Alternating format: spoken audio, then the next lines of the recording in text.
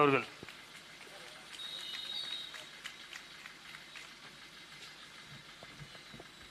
அனைவருக்கும் வணக்கம். நீ என்னை அடிமை என்று நினைக்கும் போதே நான் உன்னை அழிக்கும் ஆயுதமாக மாறுவது எனது கடமை. உன்னை எதை சொல்லி அசிங்கப்படுத்துகிறார்களோ அதையே ஆயுதமாக மாற்று என்று சொன்னார் சட்ட மாமேதை அம்பேத்கர் அவர்கள்.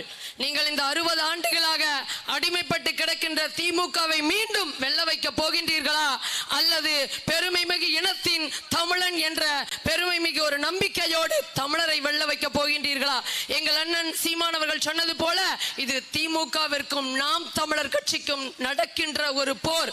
இதில் வெல்ல போவது திராவிடமா தமிழரா என்று நீங்க தான் முடிவு செய்யணும்.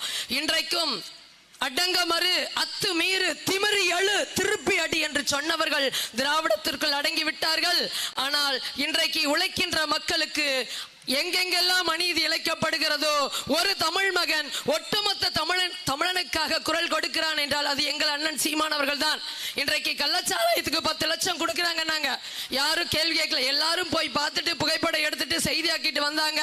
ஆனால் ஒரு தமிழ் மகன் தான் கேட்டான், இந்த விழுப்புரம் பகுதி மொத்த இந்த விக்கிரவாண்டி தொகுதி மற்ற எல்லாமே விவசாய நிலங்களா இருக்கு. அங்க விவசாயிகள் பெரும் கஷ்டப்பட்டு வேதனைப்பட்டு உழுது கொண்டு மற்றவர்கள் வாழ வேண்டும் என்பதற்காக உணவை உற்பத்தி செய்ய அந்த வேளாண்மை செய்து கொண்டிருக்கின்றார்கள்.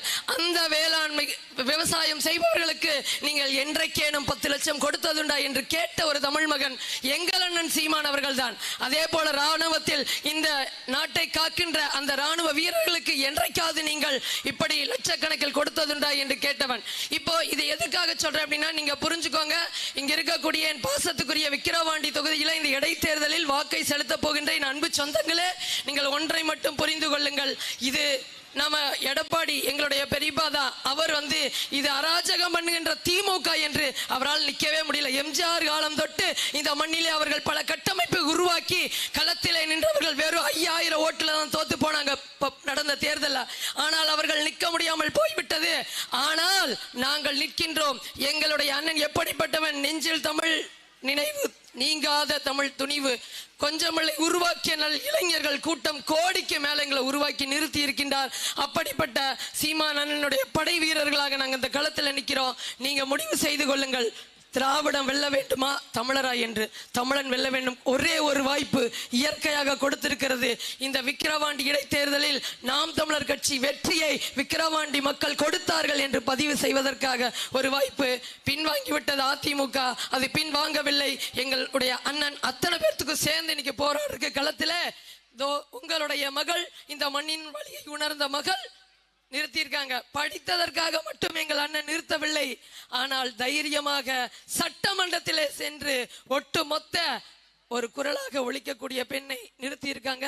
வாய்ப்பு கொடுங்க, வெல்ல வேண்டும். இந்த விக்கிரவாண்டி இடைத்தேர்தலிலே நாம் தமிழர் கட்சி வென்றது என்று சரித்திரம் எழுதப்படட்டும். நன்றி. நாம் தமிழர் கெஞ்சுவதில்லை, பிறர்வாள் எவர் கேட்டினுக்கும் அஞ்சுவதில்லை, மொழியையும் நாட்டையும் ஆளாமல் துஞ்சுவதில்லை, தமிழர் தோல் எழுந்தால் எஞ்சுவதில்லை, எவரும் எதிர் நின்றே. தமிழ்தாய் வாழ்க, தலைவர் பிரபாகரன் வாழ்க. அடுத்ததாக அண்ணன் சோழன் மு களஞ்சியம் அவர்கள்.